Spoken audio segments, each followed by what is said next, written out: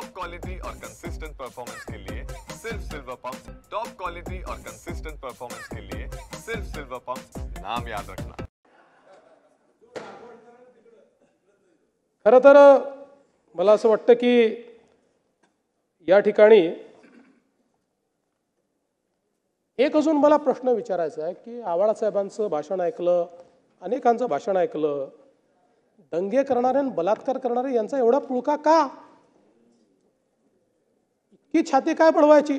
ठीक आहे, अक्षय शिंदेचं एन्काउंटर नसतं झालं, बरं झालं असतं, कायद्याने फाशी झाली असती, पण असं छाती बडवणं चाललेलं आहे जसं काय तो अक्षय शिंदे कोणीतरी स्वतंत्रता सेनानीच होता। रोज तेच, एवढं दुःख। दंगे करणारे, दंगेखोर आणि बलात्कारी यांना कायद्याने शिक्षा झाली पाहिजे, पण त्यांच्याबद्दल जर कोणाच्या मनामध्ये संवेदना तयार होत असेल तर मात्र ते योग्य नाही आहे। त्या संदर्भात काही लोकांची मनं ही तपासूनच पाहावी लागतील। आणि म्हणून या सगळ्या चर्चा ऐकल्यानंतर नानाभाऊ मला असं वाटतं, आप इतना भी गरज गरज कर न बरसो, आप इतना भी गरज गरज कर न बरसो कि मैं आंधी तूफान या सैलाब बन जाऊं। खैर, मुझ में तो अभी साख बाकी है। आप टटोलना खुद को और अपनी फितरत को, सच बोलो आप में वो पहले वाली बात कहाँ बाकी है? आव्हाड साहेब, काही नावं तुम्हाला आठवतात का?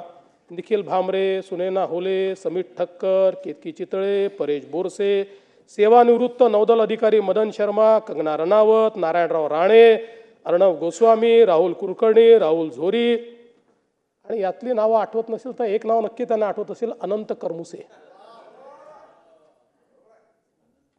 करमुसे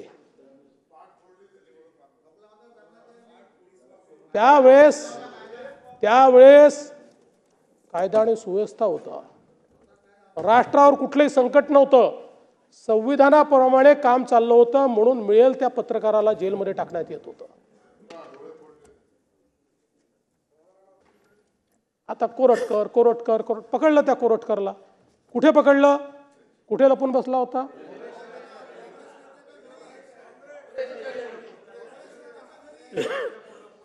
तेलंगणामध्ये, आता कोणाच्या घरी तुम्ही सांगताय, मी सांगणं योग्य दिसत नाही, पण कोण त्याला आश्रय देऊन बसला होता जरा बघा ना नाना भाऊ त्या ठिकाणी। पण आपल्याला राजकारण करायचं नाही आहे। छत्रपती शिवरायांवर जर कोणी अशा प्रकारे बोलत असेल तर ही कारवाई आपण करूच, कारण ते आपलं दैवत आहे आणि त्यामुळे दैवताचा अपमान हा निश्चितपणे आपण सहन करणार नाही।